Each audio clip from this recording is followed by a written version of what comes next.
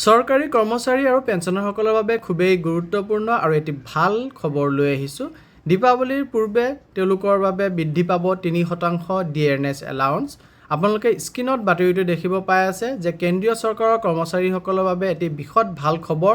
Dearness allowance অৰ্থাৎ DA hike হৈছে 3% আৰু এই হাইকত মন্ত্ৰীসভাই অনুমোদন জনাইছে। বুধবাৰ অনুষ্ঠিত হোৱা বৈঠকত কেন্দ্ৰীয় কৰ্মচাৰী আৰু পেঞ্চনাৰসকলৰ বাবে ডিয়াৰনেছ এলাউন্স 55%ৰ পৰা 58%লৈ বৃদ্ধি কৰা হৈছে। 55% বৰ্তমানলৈকে পাই আছিলে, তাকে বৃদ্ধি কৰি 58%লৈ নিয়া হৈছে, অৰ্থাৎ 3% বৃদ্ধি কৰিছে। আৰু এই বৃদ্ধি 1 জুলাই 2025ৰ পৰা কাৰ্যকৰী হ'ব।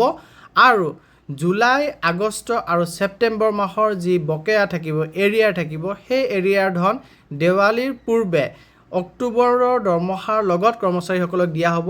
মানে এইটো আন এটি ভাল খবৰ যে তেওঁলোকক অক্টোবৰ মাহৰ দৰমহাৰ লগত 3 মাহৰ বকেয়া দিয়া যাব, অৰ্থাৎ অক্টোবৰ মাহৰ দৰমহা তেওঁলোকে দিৱালীৰ আগত পাব, অৰ্থাৎ 20 অক্টোবৰত যিহেতু দীপাৱলী আছে, গতিকে তেওঁলোকে 20 অক্টোবৰৰ আগতেই তেওঁলোকে দীপাৱলীৰ দৰমহা পোৱাৰ সম্ভাৱনাও আছে।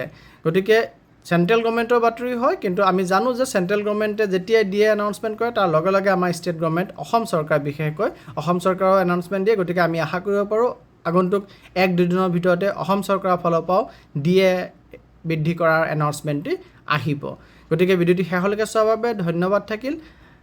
লাইক এণ্ড শ্বেয়াৰ কৰিব আৰু চেনেলটো যদি এতিয়াও ছাবস্ক্ৰাইব কৰা নাই কাইণ্ডলি ছাবস্ক্ৰাইব কৰিব। চৰকাৰী কৰ্মচাৰী আৰু পেঞ্চনাৰসকলৰ বাবে খুবেই গুৰুত্বপূৰ্ণ আৰু এটি ভাল খবৰ লৈ আহিছোঁ। দীপাৱলীৰ পূৰ্বে তেওঁলোকৰ বাবে বৃদ্ধি পাব 3% ডিয়াৰনেছ এলাউন্স। আপোনালোকে স্ক্ৰীনত বাতৰিটো দেখিব পাই আছে যে কেন্দ্ৰীয় চৰকাৰৰ কৰ্মচাৰীসকলৰ বাবে এটি বিশদ ভাল খবৰ। ডিয়াৰনেছ এলাউন্স অৰ্থাৎ ডিএ হাইক হৈছে 3% আৰু এই হাইকত মন্ত্ৰীসভাই অনুমোদন জনাইছে। বুধবাৰ অনুষ্ঠিত হোৱা বৈঠকত কেন্দ্ৰীয় কৰ্মচাৰী আৰু পেঞ্চনাৰসকলৰ বাবে ডিয়াৰনেছ এলাউন্স 55%ৰ পৰা 58%লৈ বৃদ্ধি কৰা হৈছে। 55% বৰ্তমানলৈকে পাই আছিলে, তাকে বৃদ্ধি কৰি 58%লৈ নিয়া হৈছে, অৰ্থাৎ 3% বৃদ্ধি কৰিছে। আৰু এই বৃদ্ধি 1 জুলাই 2025ৰ পৰা কাৰ্যকৰী হ'ব। আৰু জুলাই, আগষ্ট আৰু ছেপ্টেম্বৰ মাহৰ যি বকেয়া থাকিব, এৰিয়াৰ থাকিব, সেই এৰিয়াৰ ধন দেৱালীৰ পূৰ্বে অক্টোবৰৰ দৰমহাৰ লগত কৰ্মচাৰীসকলক দিয়া হ'ব।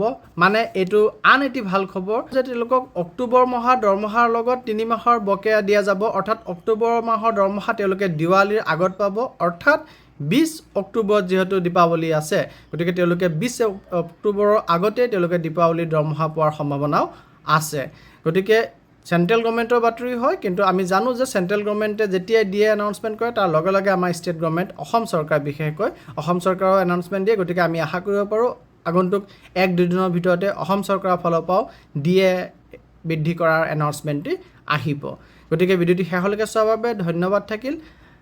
লাইক এণ্ড শ্বেয়াৰ কৰিব আৰু চেনেলটো যদি এতিয়াও ছাবস্ক্ৰাইব কৰা নাই কাইণ্ডলি ছাবস্ক্ৰাইব কৰিব।